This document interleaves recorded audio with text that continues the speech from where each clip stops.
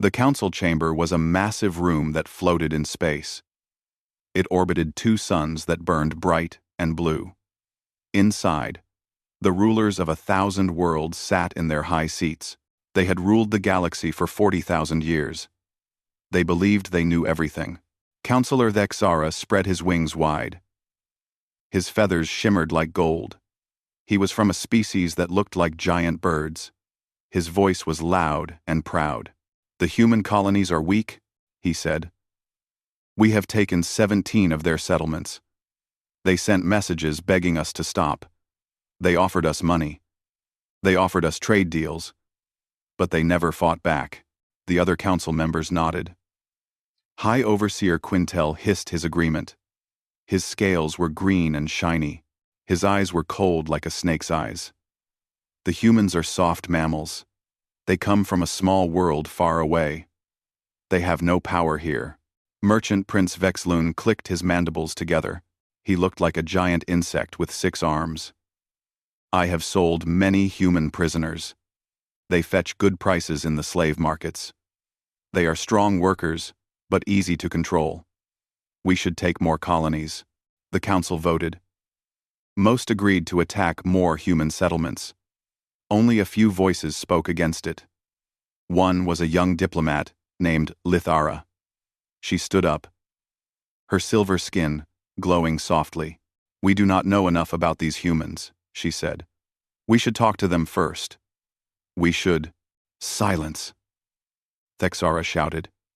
"You are young and stupid. We have studied the humans. They are nothing special. Just another weak species trying to survive in our galaxy." The vote was final. More raids would happen. More humans would die or become slaves. The council was happy with their decision. Then the alarms started screaming. Red lights flashed across the chamber. A voice came through the speakers. "Attention! Unknown fleet detected at the border. They are entering council space." Thexara laughed. "Probably some pirates. Send 3 ships to destroy them." But the voice continued. "The fleet signature matches human design. Counting. 847 warships." The chamber went silent. 847 ships. That was impossible. The humans barely had 30 ships the last time anyone checked. "Show me," Quintel demanded. A giant screen appeared in the center of the chamber. It showed space filled with ships. Human ships. They were dark gray and covered in weapons. They looked old and beaten. Their hulls showed scars from many battles. But there were so many of them. At the front of the fleet was the biggest ship. Its name was written on the side.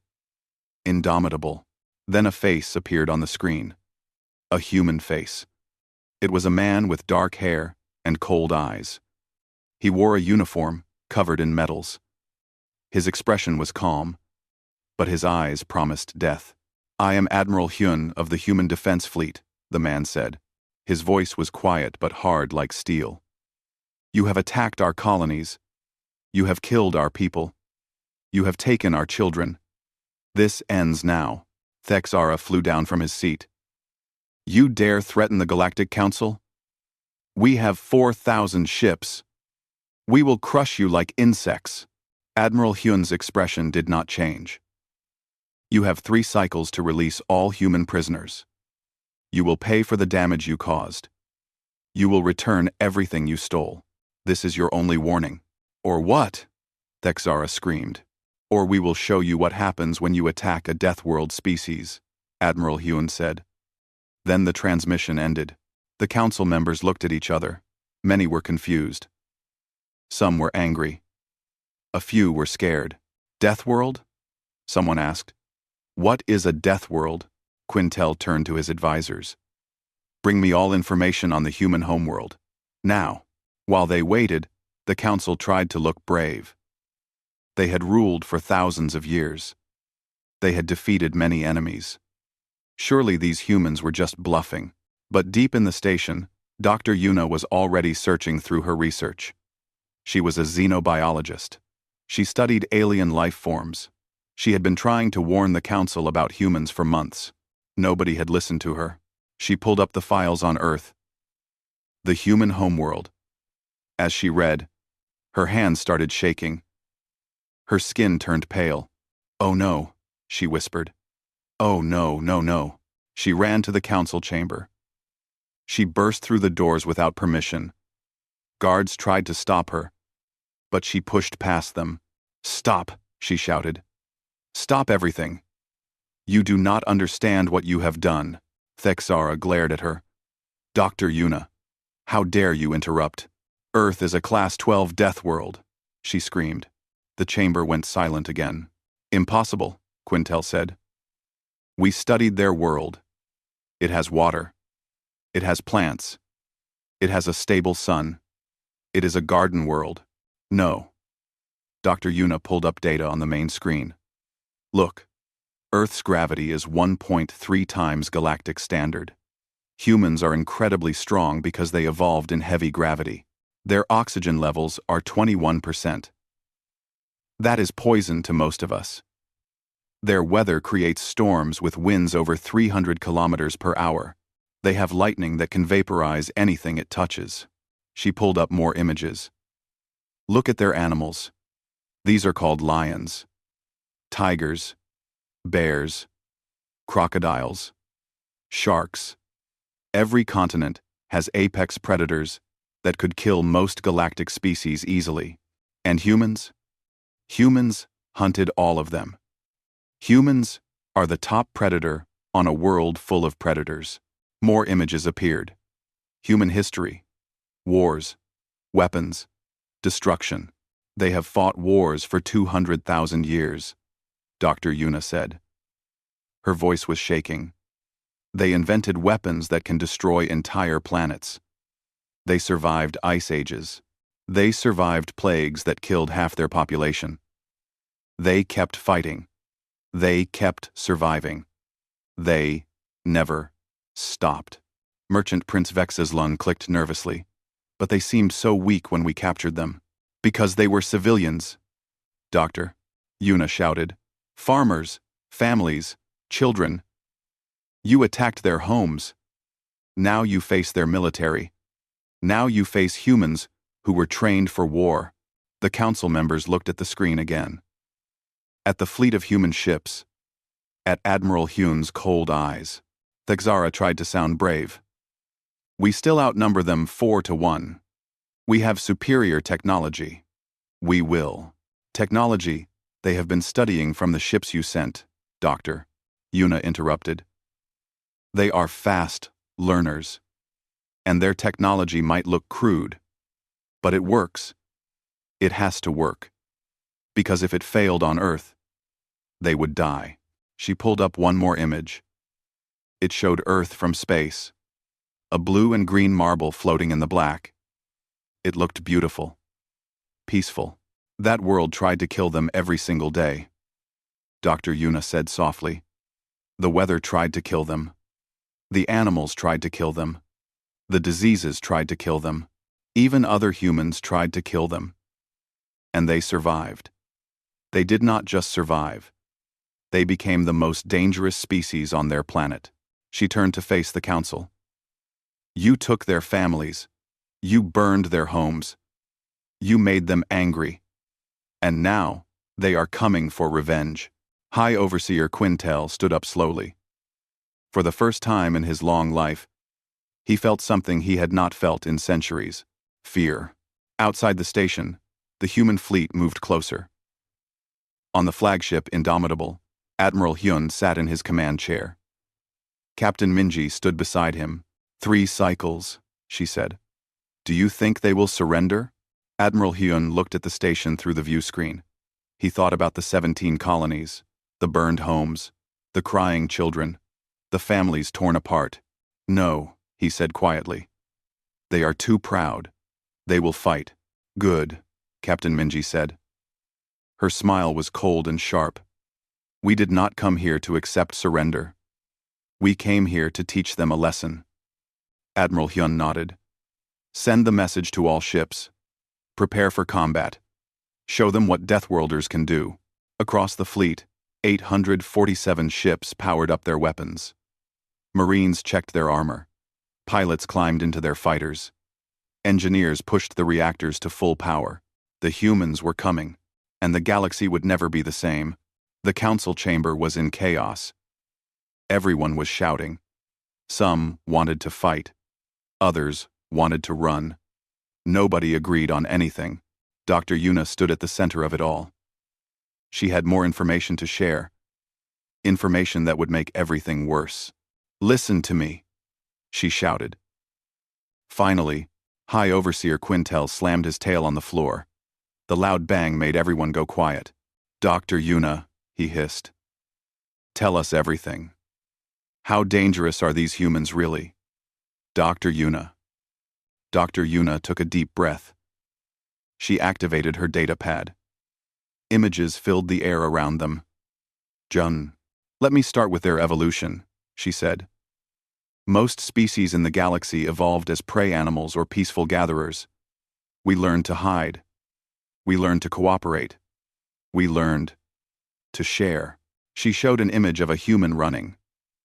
Humans evolved as persistence hunters. Do you know what that means?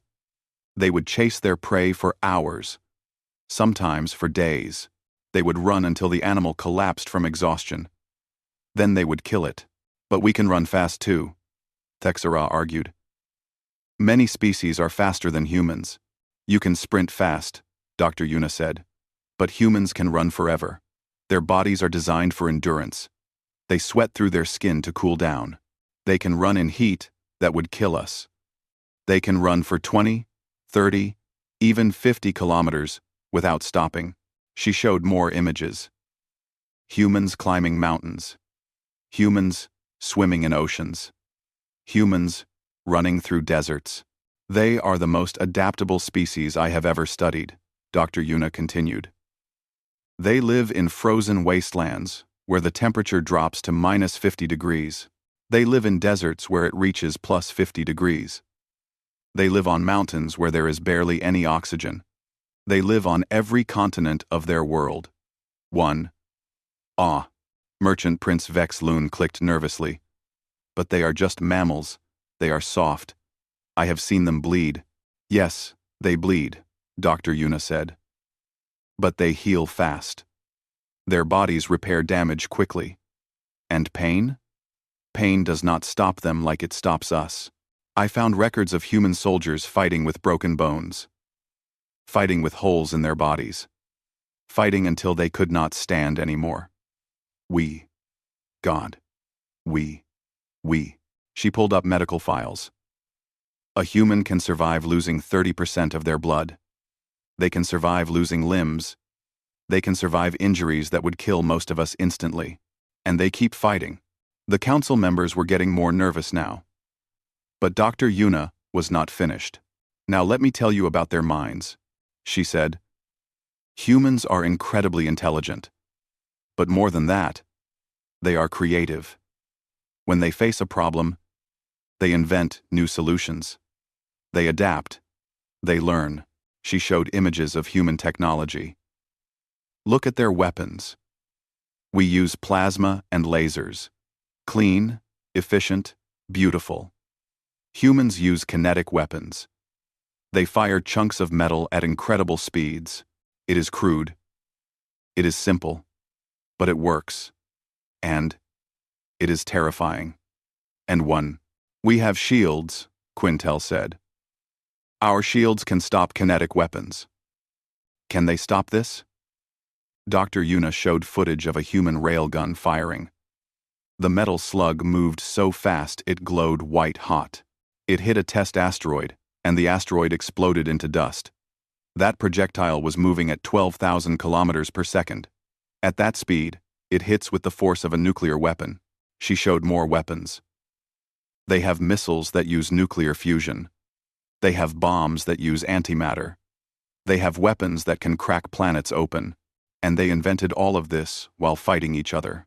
"What do you mean?" someone asked. Dr. Yuna's voice went quiet. "Humans have never been united.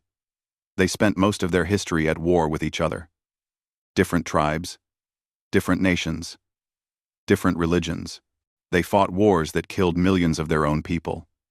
The weapons they built were meant to kill other humans. She let that sink in. Everything they created was designed to kill the toughest prey in the galaxy. Other humans.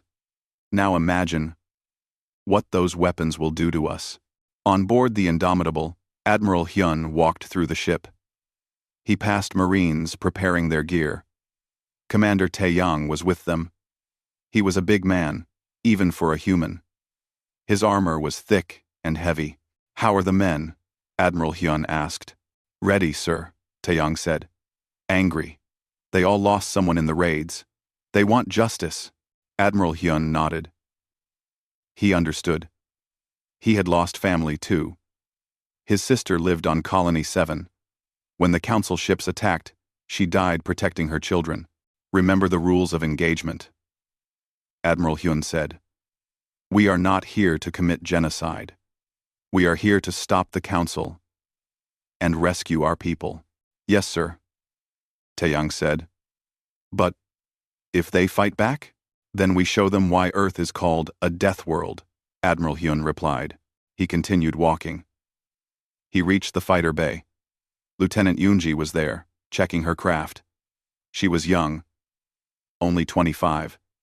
But she was the best pilot in the fleet. "Lieutenant," Admiral Hyun said. "How is the bird?" Yoonji grinned. She patted her fighter lovingly. "Ready to fly, sir. The new engines are installed. I can pull 12 Gs in this thing now. 12 Gs. That meant 12 times Earth's gravity pushing on her body. It would crush most aliens instantly. Even humans could black out at 12 Gs. But Yoonji had trained her whole life for this. "Do not push too hard," Admiral Hyun warned. "We need you alive. They killed my father," Yoonji said. Her smile disappeared. He was a teacher on Colony 12. He never hurt anyone. They killed him anyway. Admiral Hyun put a hand on her shoulder. "Then fly well, fly safe, and make them pay." Back on the Council station, Dr. Yuna was showing them the worst parts. "Let me tell you about human history," she said. 200,000 years ago, they were just another animal on Earth. They had no claws, no fangs, no armor. They were weak and slow. Then how did they survive? Someone asked. "They used their minds," Dr. Yuna said. "They made tools. They made fire. They made weapons. And they kept getting better." She showed images of human weapons through history. Stone spears, bronze swords, iron armor, crossbows, gunpowder, rifles, tanks, fighter jets, nuclear missiles. Each generation invented something new, she said. Something more deadly. They went from throwing rocks to splitting atoms in just 10,000 years. She showed battles, huge battles with millions of soldiers. This is called World War II. 70 million humans died in 6 years. 70 million. And they did not stop fighting. They never stopped fighting. 70. On problem, Counselor Thexara looked sick. His golden feathers had lost their shine. Why? Why do they fight so much? Because Earth taught them to fight, Dr. Yuna said simply. On most worlds, food is plentiful, weather is stable, predators are few. Species can afford to be peaceful. She showed images of Earth's history. Ice ages, droughts, floods, volcanoes. Earth tried to kill them constantly. Resources were limited. They had to fight for everything. Fight for food. Fight for water. Fight for land. Fight for survival. It became part of who they are. High Overseer Quinn Tell was shaking now. So, we attacked a species that has been fighting for survival for 200,000 years? Yes, Dr. Yuna said. And worse. You attacked their families, their children. Humans are incredibly protective of their young. More than any species I have studied. She showed footage from the colony raids. The footage came from council ships. It showed human parents fighting back, fighting with farming tools, fighting with their bare hands, dying to protect their children. Every human you killed had a family, Doctor, Yuna said. Every human you enslaved has friends who will come for them. You did not just anger a government. You angered every single human in their empire. Merchant Prince Vexloon stood up. His legs were shaking. Too late, Dr. Yuna said. The screen showed the human fleet. It had moved closer. Much closer. The ships were spreading out, surrounding the station. They have us trapped, Quintel realized. Admiral Hyun appeared on the screen again. The council chamber went silent. Your 3 cycles are up, he said. I gave you a chance to do the right thing. You did not take it. Now we do this the hard way. Wait, Thexara shouted. We need more time. We can negotiate. You negotiated with our colonists, Admiral Hyun said coldly. You negotiated with plasma fire and death. Now we negotiate the same way. Captain Minji appeared beside him. Admiral, the Council Defense Fleet is approaching. 4,000 ships. Good, Admiral Hyun said. He looked directly at the camera, directly at the council members. You wanted to see what Deathworlders can do. Now you will learn. The transmission ended. High Overseer Quintel stood up. He tried to look brave. Scramble all ships. Prepare all defenses. We outnumber them 4-1. We will destroy them. But Dr. Yuna just shook her head sadly. You still do not understand. Numbers do not matter. Technology does not matter. You are fighting a species that has been at war for their entire existence. They know every trick, every tactic, every strategy. We have fought wars too, Thexara argued. No, Dr. Yuna said. You have had conflicts. Small battles. Ritualistic combat. Humans have had total war. War where entire nations burned. War where civilians died by the millions. War where they invented new ways to kill each other every single day. She looked at the screen showing the human fleet. You attacked their homes. You took their families. You made it personal. And now, 847 ships filled with the most dangerous predators in the galaxy are coming for revenge. In the distance, they could see the Council Defense Fleet approaching. 4,000 ships against 800. It should have been an easy victory. But Dr. Yuna knew better. She had studied humans. She understood what they were capable of. May the ancestors protect us, she whispered. Because nothing else will.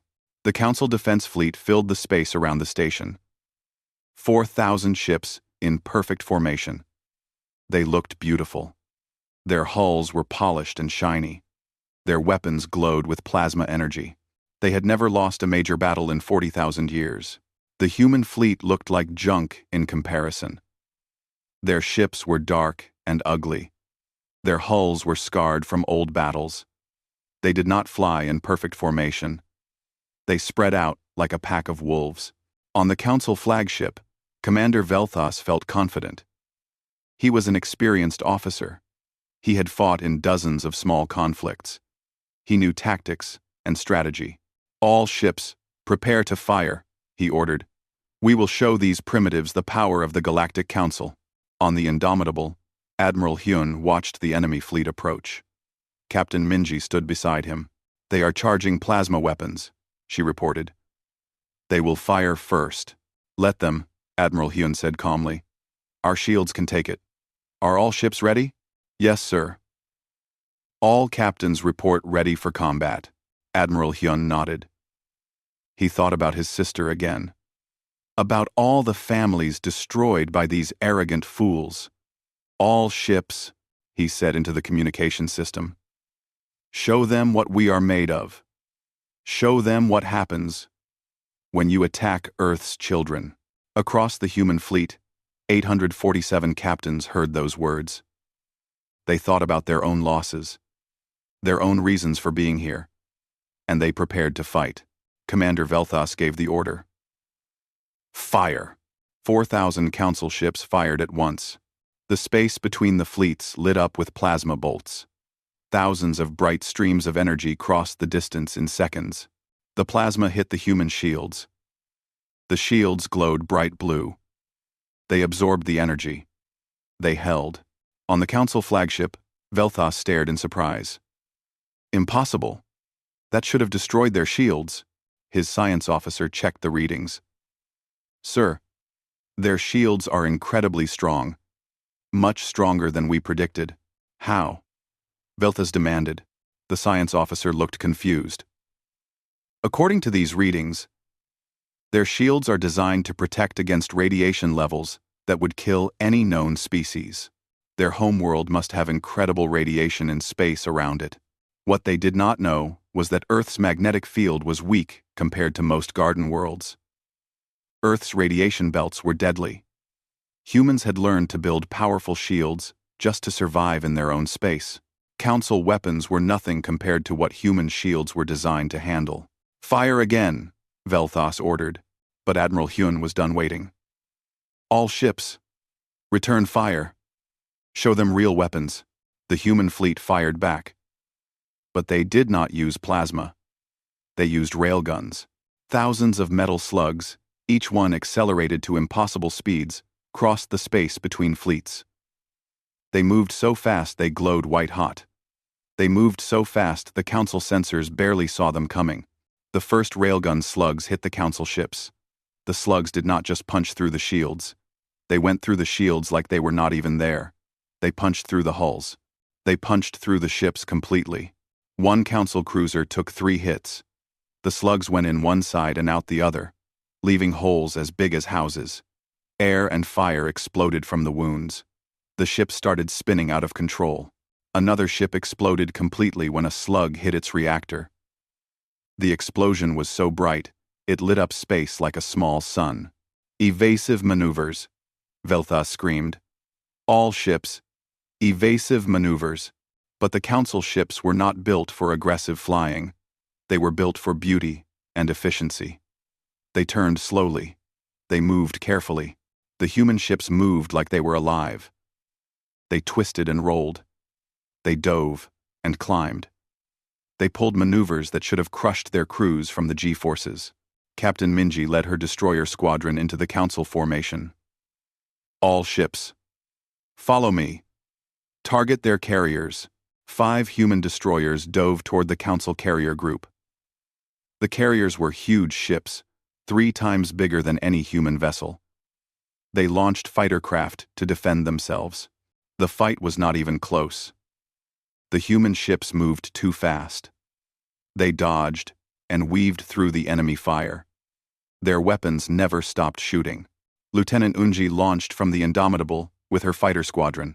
50 small craft against thousands of Council fighters. It should have been suicide. But Yunji was grinning. This was what she trained for. This was what she was born for. All wings, break formation, she ordered. Free attack pattern. Show them how we fly. The human fighters scattered. Each pilot picked their own targets. The Council fighters tried to form up defensively. They flew in neat groups, covering each other. Yunji aimed at a group of 10 Council fighters. They saw her coming and fired. Energy bolts filled the space around her. She pulled her stick hard. Her fighter rolled sideways. 8 Gs pushed her into her seat. The G-suit squeezed her legs and stomach, keeping blood in her brain. A normal pilot would have blacked out. Unji just laughed. She flipped her fighter completely upside down. She fired her guns while spinning. 3 Council fighters exploded. She rolled again, pulled up hard, and came at them from below. 2 more Council fighters died. Across the battlefield, it was the same story. Human pilots pulled impossible maneuvers. They flew like crazy people. They flew like they had no fear of death, because they had trained on Earth, where gravity was heavier, where weather could kill you, where you learned to fly in storms that would tear normal ships apart. Commander Taiyang waited on the Indomitable. His Marines were ready to board enemy ships. But first, They had to survive the space battle. "Sir, how long until we can board?" one of his Marines asked. "Soon," Taeyong said. "The fleet is breaking their formation. Once we get close enough, we go in." The Marine checked his armor again. It was thick and heavy, made of materials that could stop plasma fire. It weighed 200 kilograms. A normal soldier could not even walk in it. But these were not normal soldiers. These were human Marines. They trained in Earth gravity. They wore this armor every day. To them, it felt natural. On the Council flagship, Commander Velthas watched his fleet die. Already, 500 ships were destroyed or disabled. 500 ships in less than 30 minutes. "How is this possible?" he whispered. "We have better technology. We have more ships. How are they winning?" His tactical officer was crying. His species cried when they were scared. "Sir, their tactics make no sense. They should not be able to move like that. The G-forces should kill their pilots." "Then how?" Velthas screamed. Dr. Yuna's voice came through the communication system. She was still on the Council station, watching the battle. "Because they come from a death world. You fool. Earth's gravity is heavier than yours. Earth's weather is more violent than anything you have seen. Human pilots train in conditions that would kill your pilots instantly." She pulled up more data. "And their tactics? They have been fighting wars for 200,000 years. They know every trick, every strategy. They wrote books about war. They study war like we study art. War is in their blood." Another wave of human missiles hit the Council fleet. But these were not railgun slugs. These were nuclear missiles. The missiles exploded in bright flashes. The radiation and heat washed over Council ships. Shields that were designed to stop plasma had no chance against nuclear fire. Ships melted. Crews died instantly. Nuclear weapons? Velthas could not believe it. "That is barbaric. That is cruel." Admiral Hyun heard him through the communication channels. "You want to talk about cruel? You burned our colonies. You killed our children. You took our people as slaves. Now you cry because we fight back?" The human fleet pushed forward. They were not just winning, they were dominating. Captain Minji's squadron destroyed 3 carriers. Lieutenant Unji's fighters took control of the space around the station. The Council ships that tried to run were chased down and destroyed. On one Council ship, the crew tried to surrender. They shut down their weapons. They sent a message asking for mercy. Admiral Hyun accepted their surrender. "Tell them to evacuate their ship. We will pick them up." "Sir," one of his officers asked, "why not just destroy them?" "Because we are not monsters," Admiral Hyun said. "We fight to defend ourselves. We do not kill those who surrender. That is what makes us different from them." But not all Council ships surrendered. Most fought to the end. They died bravely, but they died. After 2 hours, the battle was over.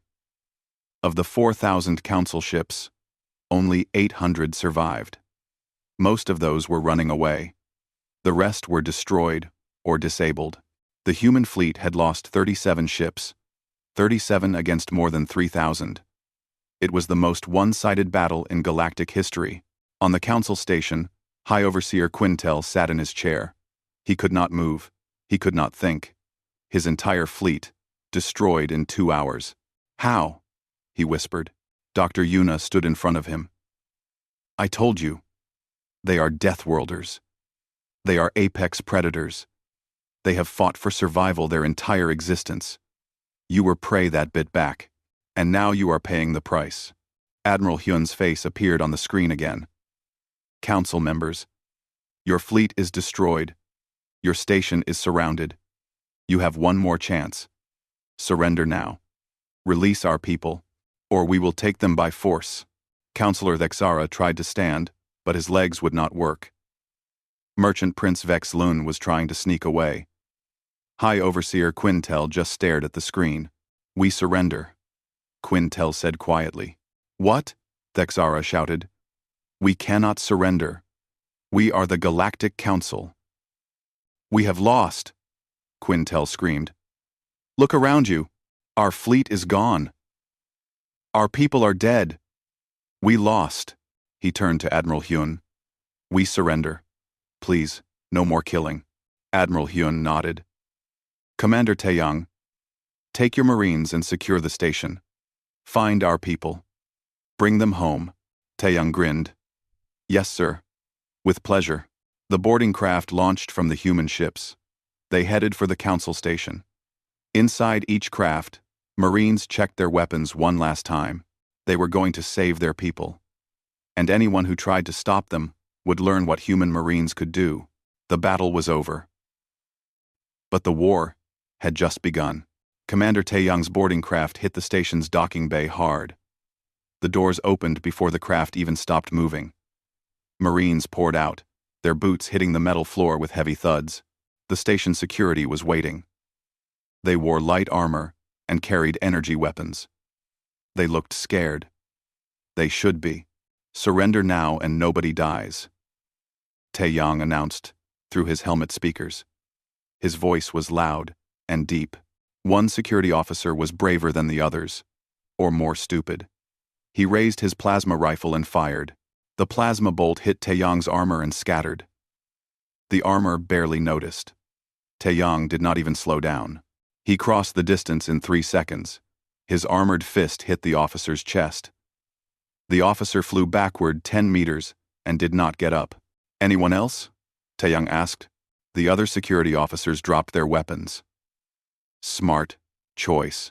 Where are the human prisoners? Taeyang demanded. One security guard pointed down a corridor. Section 7. Lower levels. Please, do not hurt us. Stay here and stay quiet. Taeyang said. He left 2 Marines to guard them and led the rest deeper into the station. They moved fast. Every Marine knew their job. They had trained for this mission for months. They split into teams, clearing every corridor. They found the first group of prisoners in a detention block. 23 humans locked in small cells. They looked thin and scared. Many had bruises and scars. A woman pressed her face against the cell bars. Are you real? Please tell me. You are real. We are real. Taeyang said gently. He ripped the cell door off its hinges like it was made of paper. You are going home. Taeyang. Taeyang. Taeyang. Taeyang. Taeyang. Taeyang. The woman started crying. Other prisoners started crying too. Marines helped them out of their cells. Some prisoners could barely walk. Marines carried them. One Marine found a young girl hiding in the corner of a cell. She was maybe 7 years old. She looked terrified. Hey there, the Marine said softly. He took off his helmet so she could see his face. My name is Jiho. What is your name?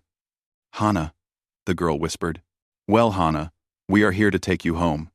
Would you like that? Hana nodded. Jiho picked her up carefully. She wrapped her arms around his neck and started crying. Jiho carried her out of the detention block, whispering that everything would be okay now. While the Marines rescued prisoners, Admiral Hyun dealt with the council. He took a shuttle to the station with Captain Minji and Ambassador Jisoo. Ambassador Jisoo was a small woman, but she had a voice like iron. She had spent 3 years trying to negotiate with the council peacefully. They had ignored her, laughed at her, threatened her. Now she walked into the council chamber with soldiers behind her. Now they had to listen. High Overseer Quintel sat in his chair. He looked old and tired. Ambassador, we are ready to negotiate terms. No, Jisoo said simply. You do not get to negotiate. You will listen to our terms. You will accept them. That is all. Counselor Thexara tried to puff up his feathers. You cannot just... Captain Minji's hand moved to her sidearm. Thexara went quiet. Here are the terms, Jisoo said. She pulled out a datapad. 1.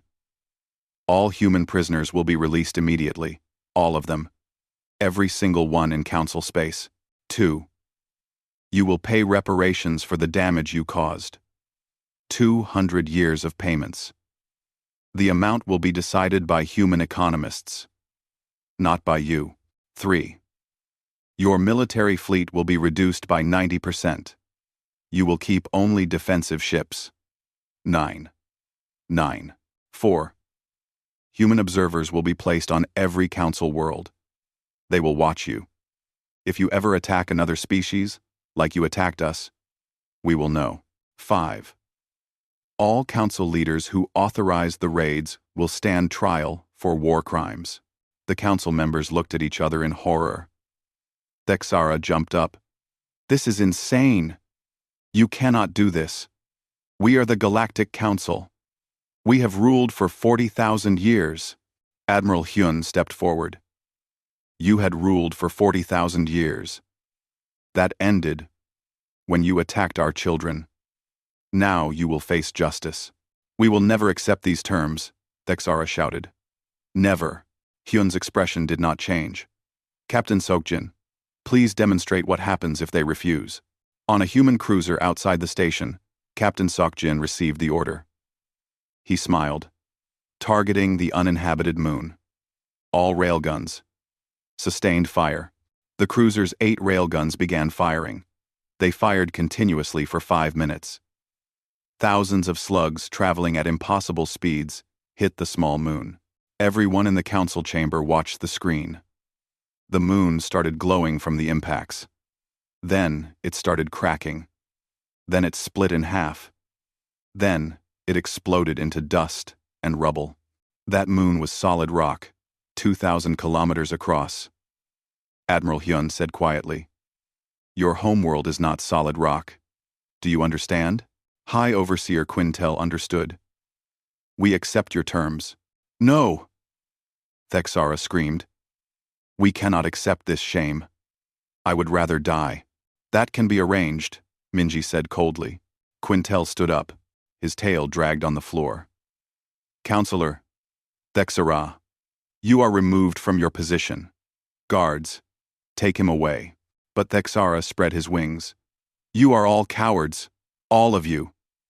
He tried to fly toward the door. He did not make it. 2 human marines grabbed him.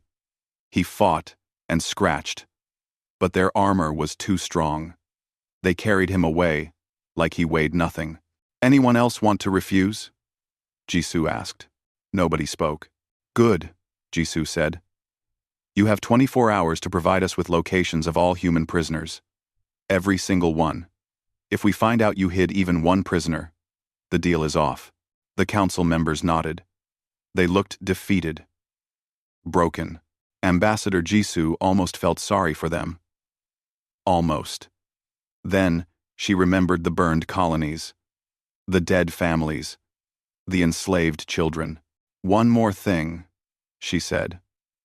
"We found your research facilities, the ones where you experimented on humans." The council members looked nervous. "We found what you did to our people." Jisoo continued. Her voice was shaking with anger now. "The experiments, the dissections, the testing. You treated them like animals." Merchant Prince Vex's loon tried to speak. "We were just trying to understand." "You cut them open while they were still alive," Jisoo screamed. "You tested poisons on them. You sold them like meat." She took a deep breath. She had to stay calm. All researchers involved in those experiments will stand trial. No exceptions. No mercy. Vex's mandibles clicked nervously. "But I am a merchant prince. I have diplomatic immunity." "You lost that immunity when you committed war crimes," Admiral Hyun said. "Guards, arrest him." Marines moved forward. Vexloon tried to run. His 6 legs carried him fast, but not fast enough. A Marine caught him and threw him to the ground. "I know people," Vexloon shouted. "Important people. They will not let you do this." "Then they can stand trial too," Hyun said. Over the next 20 hours, human ships spread across council space. They found prisoners in labor camps. They found prisoners in research facilities. They found prisoners in slave markets. Every human they found was freed. Every captor who resisted was arrested. Every facility that held humans was shut down. In total, they found 2,847 human prisoners. Less than half of those who were taken. The rest were dead. Hana was reunited with her mother in the medical bay. Her mother had been working as a slave in a factory. She was thin and tired, but alive. When Hana saw her mother, she ran. Her mother dropped to her knees and grabbed her daughter. They held each other and cried. Chaplain Jiho watched them. He was supposed to provide spiritual support to the freed prisoners. But right now, he did not know what to say. How do you comfort someone who lost everything? A woman approached him. She looked angry. Are you a chaplain? Yes, Jiho said. Then explain something to me.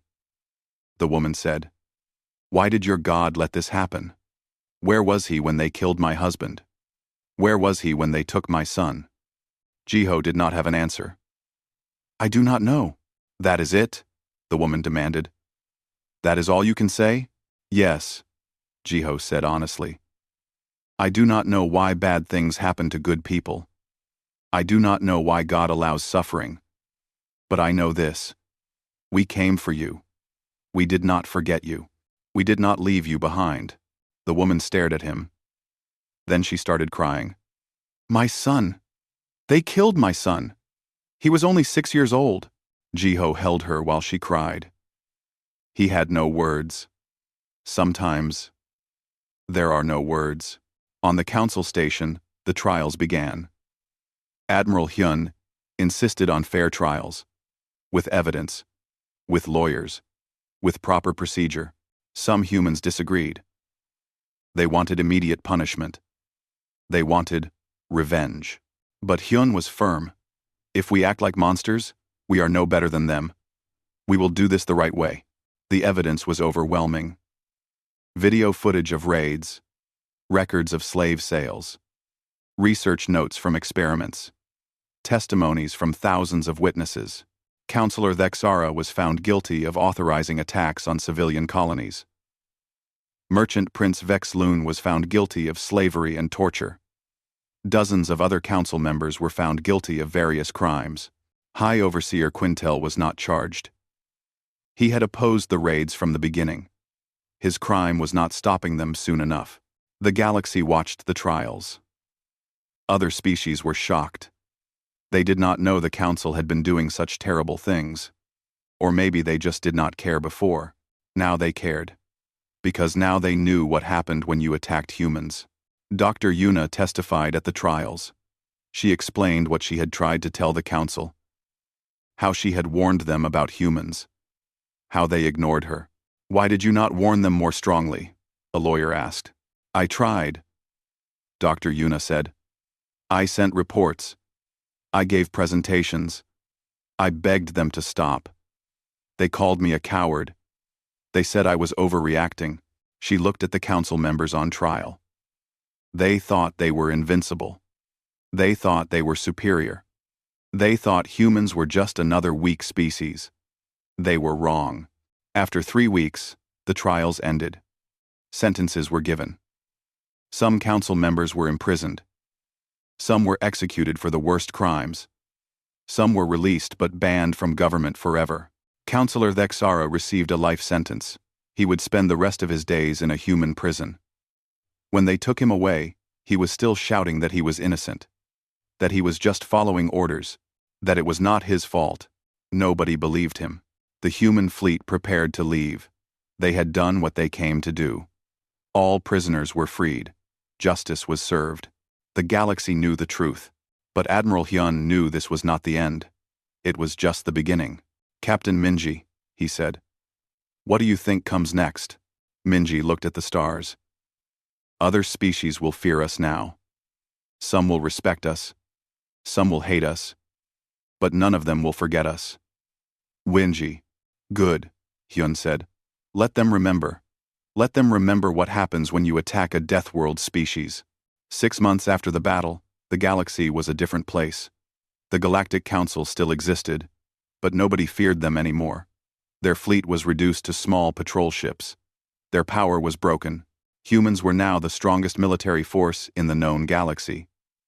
Other species, did not know whether to be grateful or terrified. Senator Suman arrived from Earth to establish permanent diplomatic relations.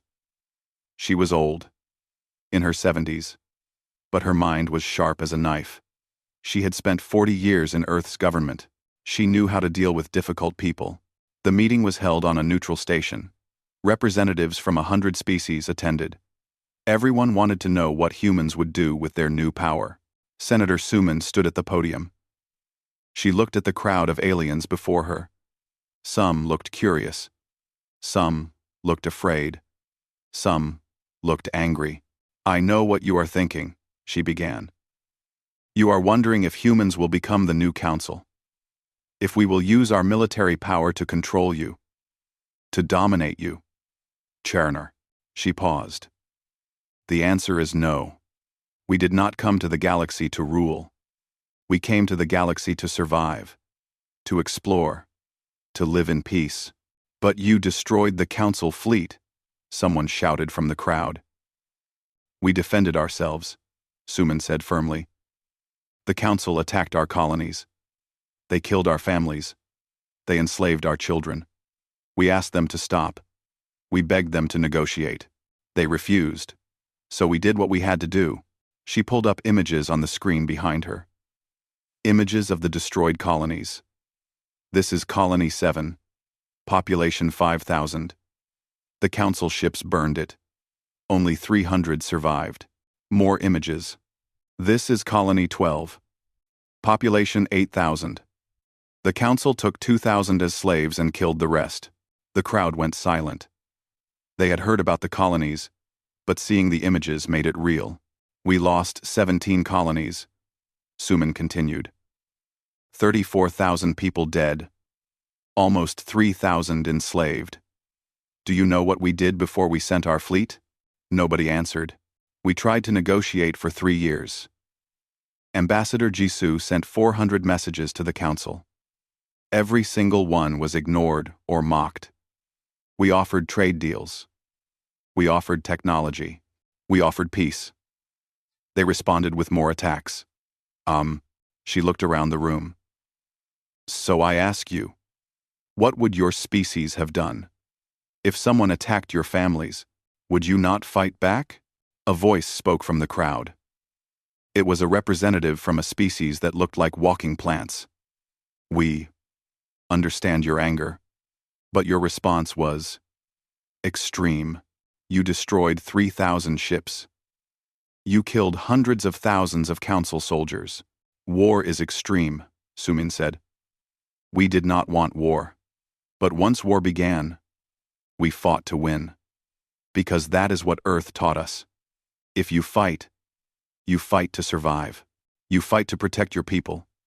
You do not fight halfway." Another representative stood up. This one was from a species of small, furry creatures. "What guarantees do we have that you will not attack us? You are stronger than everyone now. How do we know we are safe?" "Otan," Suman smiled. It was not a happy smile. "You have my word. And if that is not enough, let me explain something about humans." She pulled up an image of Earth. "This is our homeworld. As you know now, it is a Class 12 death world. The weather tries to kill us. The animals try to kill us. The diseases try to kill us. Even the planet itself tries to kill us with earthquakes and volcanoes. But do you know what else Earth taught us? It taught us to work together. When a storm comes, humans help each other. When someone is hurt, we heal them. When someone is hungry, we feed them. Because on a death world, cooperation is survival." She changed the image. It showed human history. Yes, we have fought many wars. Yes, we have killed each other. But we have also built great civilizations. We have created beautiful art. We have written poetry and music. We have sent ships to explore the stars, not to conquer, but to learn. Humans are complicated, Suman admitted. We can be violent and cruel. But we can also be kind and generous. And I promise you this. We will use our strength to protect, not to dominate. We will be guardians, not rulers. The treaty was signed 2 weeks later. It was called the Treaty of Terra. It established new rules for the galaxy. No species could attack civilian colonies. No species could enslave others. Any disputes would be resolved through negotiation first, then through a neutral court system, if needed. And if anyone broke these rules, humans would enforce them. It was not perfect. Many species worried about human power, but it was better than the old council system, where the strong did whatever they wanted. Admiral Hyun retired after the treaty was signed. He had served for 30 years. He was tired. He wanted to go home. On his last day, Captain Minji came to his quarters. She found him packing his belongings. "I heard you are leaving," she said. "Yes," Hyun said. "It is time. I have seen too much death, too much war. I want to spend my remaining years in peace. What will you do?" Hyun smiled. "I have a small farm waiting for me on Earth. My sister's children survived the raid on Colony 7. I will help raise them, teach them about their mother. Make sure they grow up knowing they were loved." Minji nodded. "You did good work, Admiral. You saved thousands of lives. I took thousands of lives too," Hyun said quietly. "I will carry that burden forever. But yes, I saved more than I killed. I have to believe that matters." Captain Minji took command of the new Galactic Patrol Fleet. It was a mixed force. Human ships alongside ships from other species. Their job was to keep the peace, to stop conflicts before they became wars. It was hard work. Many species did not trust humans. Many humans did not trust aliens. But slowly, things got better. Lieutenant Unji became a flight instructor. She taught alien pilots how to fly human style. Most of them could not handle the G-forces, but some could. Those who could became some of the best pilots in the galaxy. One day, she had a student from the same species as Counselor Thexara, a young pilot with golden feathers named Rixel. "My people say you are monsters," Rixel said during a lesson. Yunji looked at him. "What do you think?" I think you are scary. But maybe we needed to be scared. My people were arrogant. We thought we were better than everyone. We deserved what happened." "Nobody deserves what happened," Yunji said. "War is always terrible. But sometimes it is necessary. The important thing is what we do after the war." She showed him a flight maneuver. "Now, watch carefully. This will make you feel like you are dying. But you will survive. And you will be a better pilot." Commander Taeyong stayed in the military. He became the head of training for all human Marines. He made sure every Marine knew their job was to protect, not to destroy. One of his students asked him once, "Sir, why do we train so hard? We already won. We are the strongest." Taeyong looked at the young Marine. "We train hard because we might not always be the strongest. Someday, humans might face a species stronger than us. When that day comes, we need to be ready. We need to be disciplined. We need to be better than our enemies, not just stronger." He thought about the freed prisoners, about little Hana and her mother. And we train hard because if we ever have to fight again, we need to win quickly. Every day a war lasts is another day that families suffer. So, we train to end wars fast, to save lives. Dr. Yuna continued her research on Death World species. She discovered 12 more worlds that were classified as Death Worlds. Some had intelligent life. Some did not. She wrote a book about Death World species, about how they adapted, how they survived, how they became strong. Her book became required reading in every alien school. One chapter was about humans. She wrote, "Humans are not monsters. They are not saints. They are survivors. Earth tried to kill them for 200,000 years. It failed. That failure created the most adaptable, most resilient, most dangerous species in the galaxy. But it also created a species capable of great compassion. Because to survive on Earth, you need both strength and cooperation. You need the ability to fight and the wisdom to know when to stop fighting. Ambassador Jisoo became the human representative to the new Galactic Assembly. It was like the old council, but with real democracy. Every species had a vote. Decisions required majority agreement. It was messy, slow, frustrating, but it was fair. One day, a young species asked to join the assembly.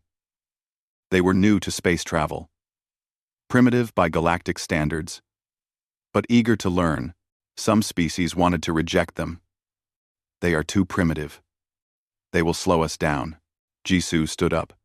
We were primitive once too. The council called us weak. They called us insignificant. They were wrong. Give this species a chance. They might surprise you. The vote passed. The new species joined the assembly. Years passed. The wounds from the war slowly healed. Not completely. Some things can never be completely healed. But enough. Hana grew up.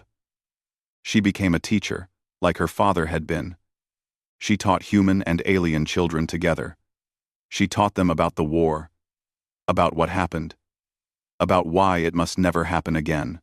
One of her students asked her once, "Do you hate aliens because of what they did to you?" Hana thought about it. I hate what some aliens did. But I do not hate all aliens. That would be like blaming all humans for the bad things some humans do. Hatred does not solve anything. Understanding does. She showed them pictures of the council members who saved human prisoners. Aliens like Dr. Yuna and Envoy Lithara who spoke out against the raids. See? Not all council members were bad. Some tried to help. We must remember them too. On Earth, in a small town, Admiral Hyun worked on his farm. He grew vegetables and raised chickens. His sister's children visited him every weekend. The youngest child, a boy named Minho, asked him once, "Grandfather Hyun, were you scared? During the war?" Hyun knelt down to look the boy in the eyes. "Yes. I was terrified. Every moment of every battle, I was scared." "But you still fought?" "I fought because I was scared," Hyun explained. "I was scared of what would happen if I did not fight. I was scared you would grow up as a slave. I was scared your mother's death would mean nothing." He hugged the boy. "But I hope you never have to fight. I hope you grow up in a galaxy where humans and aliens live in peace. That is what we fought for. Not for power, not for revenge, for peace." Senator Suman gave a speech on the 10th anniversary of the Treaty of Terra. She was old now, in her 80s. Her hair was white. Her hands shook, but her voice was still strong. 10 years ago, we faced a choice, she said. We could become conquerors. We could use our military power to dominate the galaxy. Many people wanted that. They wanted revenge. They wanted to make sure nobody could hurt us again. But we chose a different path. We chose to be guardians, not rulers. We chose to build instead of destroy. It was not easy. It is still not easy. But it was right. She looked at the crowd, humans and aliens sitting together. Look around you. 10 years ago, most of you were enemies. Today, you are neighbors. Some of you are friends. That is what we fought for. The galaxy still fears humans. I understand why. We are strong. We are dangerous. We come from a world that tried to kill us and failed. That makes us scary. But I want you to understand something. We do not want to be feared. We want to be trusted. We want to be partners. We want to build a galaxy where every species can live safely, where children can grow up without fear of war. She paused. We are Death Worlders. That will never change. We will always be stronger than most of you. We will always be more dangerous. But we will use that strength to protect, not to harm. This is our promise. This is our burden. This is our duty. The crowd stood and applauded. Not everyone. Some still did not trust humans. But most did. And that was enough. That night, Senator Suman sat alone in her quarters. She was tired. Her work was done. Humanity had found its place in the galaxy. She thought about all the people who died in the war, all the sacrifices made, all the pain endured. Was it worth it? She decided it was. Because now, human children could grow up safely. Now, no species would dare attack another weaker species. Now, the galaxy had rules that protected everyone. They prayed humans would not come. But humans came anyway. Not as conquerors. Not as monsters. But as survivors who refused to be victims anymore. And the galaxy learned an important lesson. Never underestimate a species from a death world. Because they have survived things you cannot imagine. They have endured hardships you cannot comprehend. And if you threaten their families, they will show you exactly what survival looks like. The human fleet was still out there. 847 ships, now 1,000 ships, patrolling the galaxy, keeping the peace, protecting the weak, stopping wars before they started. They were the guardians, the protectors, the ones who came from Earth and changed everything. They were humans, and the galaxy would never forget them.